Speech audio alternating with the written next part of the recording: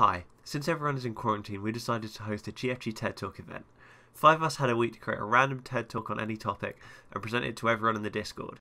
We then all voted on who we thought had the best one.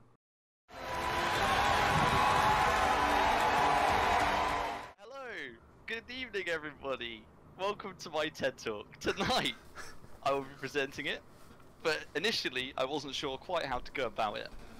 Luckily, I once watched someone give a TED Talk about how to give a TED Talk, so here goes nothing. Today, I will be giving a critical and contextual analysis of the question in question. What is the question, you may be asking? Don't worry, I'll get to that. But first, that's me by the way. Let's watch a video.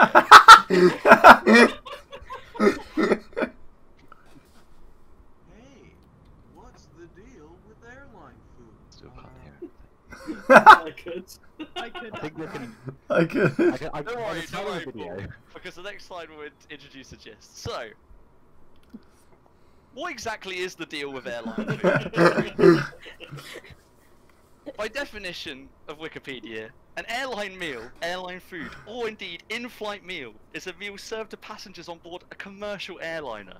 These meals are prepared by specialist airline catering services and normally served to passengers using an airline service trolley. Now, the airline service trolley is key to this presentation, so I want you to keep this in mind as we continue forward. Later, it will be very important. But here's a problem. A key question about the history of the deal with airline food and the airline food service trolley. If airline food was introduced in 1919, but the airline food service trolley was only introduced in the 1960s, then how did they deal with delivering airline food? Here are some possible conceptions of how historically airlines may or may not have potentially dealt with the lack of airline food service trolleys while delivering airline food. A tray.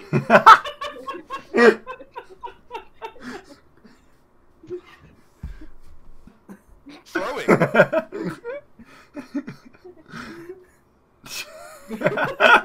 my god.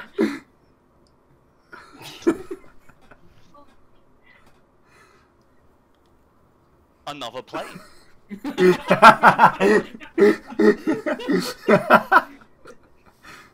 Shout out to the whale airline, by the way. Levitating.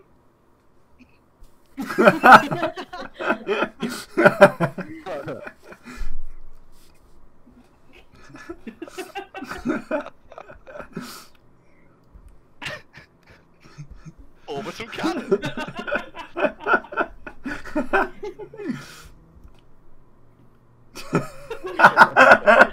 This image genuinely came up when I searched orbital cannon. And of course, absorption.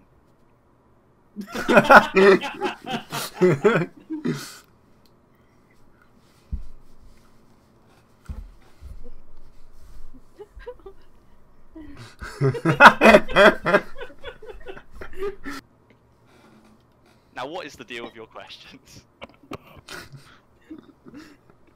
that is it. That's Beautiful. any questions? Beautiful. What is the deal with Rochester real estate? It's free real estate. Hey! Everybody laughs. So witty. The correct answer was, it's free real estate. To be fair. Ah, you've missed an opportunity there. Shit. I can edit that in, Scott. It's fine. I'll clip it in. Okay, I'll say it now and you can... Yeah? Yeah. Thank you very much for listening. If there aren't any further questions, then that concludes my TED Talk on... That's great. That was beautiful. Thank you very much. Amazing. Thank Thank you.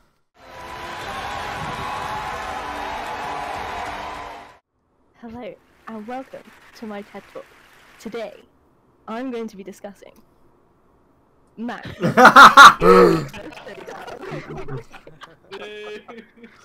By me, Mac Gamer, trademark.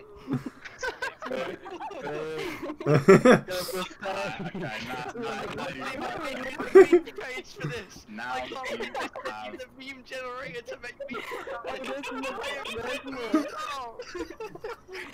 There's so much more. Okay. Check the transition. Oh, mate. In this TED Talk, I will discuss the reasons why gaming on a Mac is superior to gaming on a PC. Yeah, okay. Cause offense to everyone who doesn't game on a Mac. Yeah, okay. Energy saving. Get so hot when you use it, you can use it as an extra heat source. This means I don't have to turn my heating on in the winter because it just heats up the whole room. It means the Mac is more environmentally friendly than PCs. It also gets so hot you can use it as a hand warmer, or you can toast marshmallows.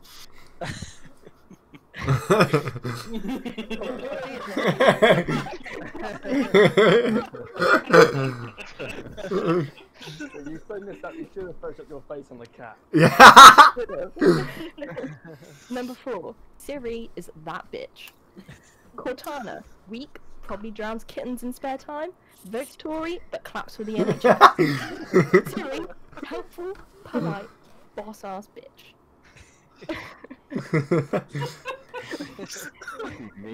Okay, fine. That's okay. I'll agree with that one. Yeah. Okay. Yeah. Please note that I didn't include Google in this because Google is superior to both Siri. 4. Modern problems. Hang on, we've had 4, haven't we?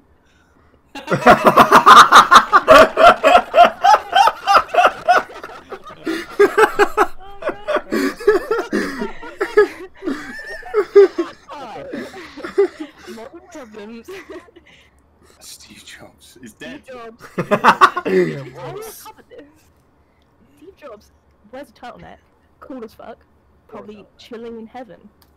Bill Gates, dodgy. This photo. No one makes vaccines just because they care about people. Oi, Danny's And gunning you for know my what job in was Photoshop. I didn't make this picture. It was on Ah. Jesus. Bill Gates is a money launderer. Thanks for listening. Oh, I love that.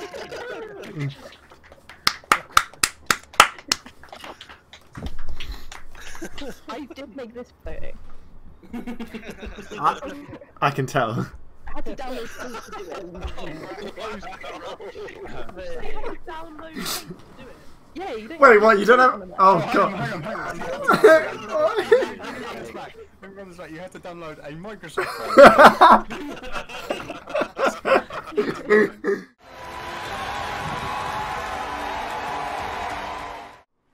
Okay, hello, good evening, and welcome to my TED Talk. I'm going to start it a little bit unusually. I haven't told anyone what the topic of my TED Talk is, and I'm going to start it with a puzzle. I want to see if anyone can work it out. Oh, I'm going to give you a single clue, and you can guess. I won't like, leave it long in it. If no one gets it, it's fine, we'll move on and you'll find out. But here is your clue. Is it steamed hams? It is not steamed ham. Damn it. is it panels of memes? It is not panels of memes. Many personalities of Ned Flanders. It's not the many personalities of Ned Flanders. I kind of wish it was. Alright. The title of my TED Talk is It's Gonna Be Mostly Head. The idea that I want you to take away from this is that of a concrete ultimate question. Because sometime in 2018, one scholar found it. Ever since it became widely known, philosophers the world over have been laser focused on this one singular question, the answering of which would end the need for philosophy itself forever. This question is...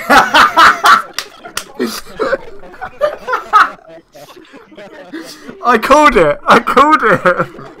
I'm going to take you through the most popular hypotheses, I'm going to discuss their pros and their cons, and I'm going to let you come to your own conclusions.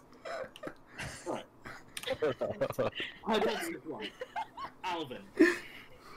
Red Menace. Alvin is probably the most widely ridiculed of the three main schools of chipmunk thought. Some philosophers will go so far as to say that any true discussion of the question should immediately disregard Alvin and focus entirely on Theodore and Simon. To them, the Alvin hypothesis is proved wrong, if not by axiom, at least by the existing literature. Still, it's important to know exactly why they think they can dismiss Alvin like this. I'm really scared my parents are going to walk in. About Alvin's eyes, they are open. The other two chipmunks both have their eyes closed, a necessary defense against sensory overload due to the intense stimulation they're receiving. Alvin keeping his eyes open is a clear indication that he's not as overwhelmed as his friends. I'm not trying to downplay Brittany's ability here. Yeah, the way Alvin's eyes are rolling back into his head, how he's fiercely gripping the sofa, it's clear that he's having a good time. But in comparison to the other two, there is no contest. Now, I have one oft-overlooked nugget of info on this image, which comes from a different field of science than philosophy: anatomy. We now need to consider the bulge. Since the image shies away from any explicit depiction of chipmunk genitals, the bulge I'm talking about isn't anything to do with what Theodore is packing. I'm talking about the bulge of his stomach, his green jumper. Theodore clearly has a bit of tummy fat, there's nothing wrong with that, but on a typical man, the base of the penis is mere inches from the bottom of where such a bulge would be. Eleanor's forehead is about at this position, as you can see if you paste Theodore's own proportions. It just doesn't line up. We have to ask ourselves, what exactly is being hidden from the viewer by Eleanor's head here? Is Theodore so well endowed that Eleanor needs to hold her head lower somehow? In my opinion, the more likely hypothesis is that one of our previous assumptions is incorrect. Throughout all of this, we've been speaking as though Eleanor is, as the kids would say, sucking his dick. What if we're wrong? Theodore appears to be lifting his legs somewhat, perhaps to rotate his head forward. This would give Eleanor's mouth access to somewhere other than just Theodore's penis. So I'm proposing that he's having his assy. This, pardon my pun, is a virgin field of study. And now, here's Simon. He has everything. His eyes are closed, he's visibly squirming, his limbs and body is tensing, spasming. His hands are on Jeanette's head, able to guide her wherever he wants. All rock-solid evidence that this chipmunk is having a good time. Many people would have you believe that this means Simon is the only possible answer, but nothing in philosophy is so certain. There are many flaws, but the easiest pressure point is Simon's hands. You see how he's grasping Jeanette's head? Simonists would have you believe this is to direct her, to share his intimate knowledge of his own body with her. But to that I ask, have you ever been horny? When you're as close as Simon clearly is, all sense of knowledge flies out the window. At this point, Simon probably can tell you what you had for breakfast, let alone help Jeanette get him off. Any direction he's giving her would be no better than random flailing, hindering rather than helping Jeanette. And if that interpretation seems off to you, there's another one. Simon's palms are specifically on the front of Jeanette's head, if you look at how he's holding his hands, meaning that the only thing he can do to her is push. This is evidence for perhaps the most controversial theory in the entire field of philosophy. Simon is getting such actively bad head that he is pushing Jeanette away in an attempt to get her to stop. No. Simon's expression and body position could be interpreted as being in pain, not in pleasure. And it is impossible to work out which is which. I'm not saying I believe this theory, I'm just saying that it's evidence against the Simonist theory. Now, you might think that I've gone through all of the available hypotheses. Who's getting the best head? We've discussed Alvin, Theodore, and Simon. The Chipettes are clearly not receiving head, as evidenced by their, them being on display. So all possibilities beyond like ties, which are boring, have been enumerated. Yet I'm not done. When considering the question of who is getting the best head, the wording in that question stands out to me. Not who in this image is getting the best head, not which chipmunk is getting the best head. The only qualifier is simple who. And this brings me to my final hypothesis of the evening.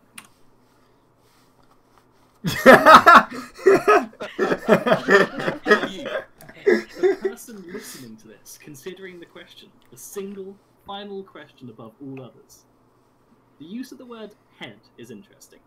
Its definition as a synonym for oral sex derives from the mouth being used to perform it. But the head is But a mouth is only a small part of someone's head. A much larger part of a person's head is their brain, the source of all philosophy.